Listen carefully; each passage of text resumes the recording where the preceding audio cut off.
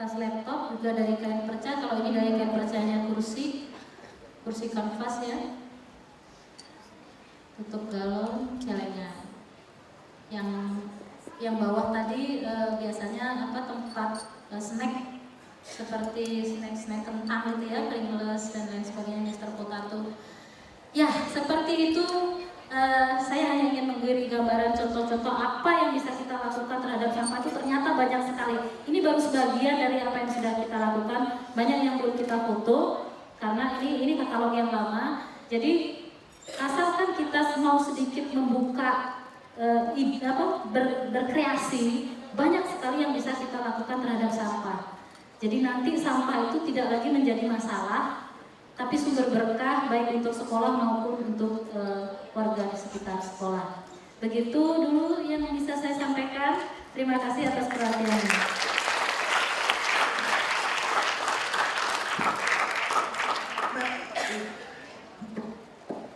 Bu Dewi, terima kasih. Tadi sudah disampaikan anak-anakku sekalian.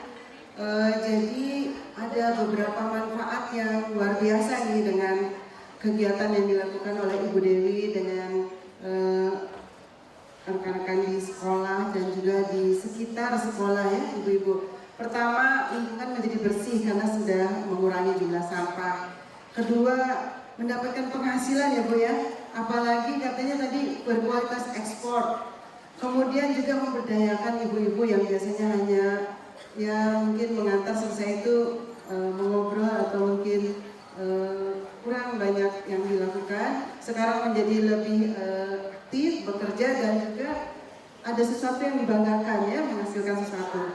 Kemudian membawa nama harum sekolah ini sudah sampai nasional, apalagi kalau ada pameran di nasional ya, Inakrab sudah dapat award lagi dan nama harum di sana. Yang tidak kalah penting adalah mendidik anak didik di sekolah itu juga ya, untuk bisa lebih peduli terhadap lingkungan. Dan ada tambahan produk yang lucu-lucu yang tadi saya sendiri jadi kepingin juga melihat ini. Tapi kalau misalnya datang ke sekolah, ada yang dijual di sekolah Bu? Jualnya di sekolah. Ini kita kapan-kapan kalau main ke Bogor jangan lupa juga mampir ke sekolah alam ya. Baik Ibu Dewi dan anak-anakku sekalian, kita punya waktu nggak? Ada satu atau dua orang yang adik yang ingin bertanya? Satu atau dua paling banyak. Boleh di sebelah kanan ada, di belakang ada, cukup dua. Kami persilahkan, silakan adik yang di sebelah kanan, nanti yang satu di belakang sebelah kiri. Sebutkan namanya ya, biar kami kenal ya Dek. Assalamualaikum warahmatullahi wabarakatuh. Waalaikumsalam warahmatullahi wabarakatuh.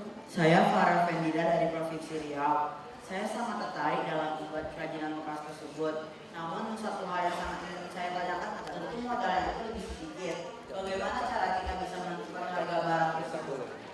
Jika hanya modal sedikit, dan bagaimana caranya agar kita bisa menentukan harga yang tepat dalam untuk barang tersebut? Sekian, terima kasih. Terima kasih adik Farah. Assalamualaikum warahmatullahi wabarakatuh. Waalaikumsalam warahmatullahi wabarakatuh. Saya Udia Nurasari, Dinas Sanitasi dari Kalimantan Selatan. Saya tadi melihat model-model dari penampilan sampah itu cukup menarik ya. Kalau saya mau bikin di rumah, idenya itu dari mana? Apa dari majalah, dari internet, atau dari media mana? Ya, Terima kasih. Yang tadi dua. Terima kasih, pertanyaannya luar biasa. Satu hal tadi yang sempat saya lupa, kalau bisa adik-adik sekalian mulai membuka bank sampah di sekolah masing-masing. Ini di luar pertanyaan dulu. Ini di luar pertanyaan dulu ya. Saya berpesan semoga di sekolah masing-masing bisa membuka bank sampah, minimal memilah sampah yang ada di sekolah. Jadi itu awal mulainya kalau kita mengolah sampah itu dari pemisahan. Sampah itu kalau sudah dipisah itu lebih mudah dikelola, itu intinya. Tapi kalau bercampur dengan sampah-sampah yang bau busuk itu jadi kita mengelolanya juga males Bu. Jadi sebaiknya memang dipilah. Bayangkan kalau setiap sekolah itu punya 1000 murid, ada berapa rumah tangga yang terbantu pengelolaan masalah sampahnya kalau di sekolah ada bank sampah. Nah, kembali ke pertanyaan tadi adik dari Riau, memang bermain dengan sampah itu kesannya kan sampah tidak ada harganya. Tapi memang kita harus menghitung lebih cermat. Pertama, ke orang yang mengelola. Kan kita perlu menghitung biaya. Kami memang menghitung sangat detail, mulai dari sewa tempat, sewa alat, membeli alat, kemudian sewa SDM yang mengerjakannya, sampai kemudian kita misalnya meminta tenaga kepada masyarakat, itu harus dihitung sehingga kita tidak tekor gitu ya, atau tidak tergantung biayanya pada pihak, kalau kami tidak tergantung pada pihak sekolah.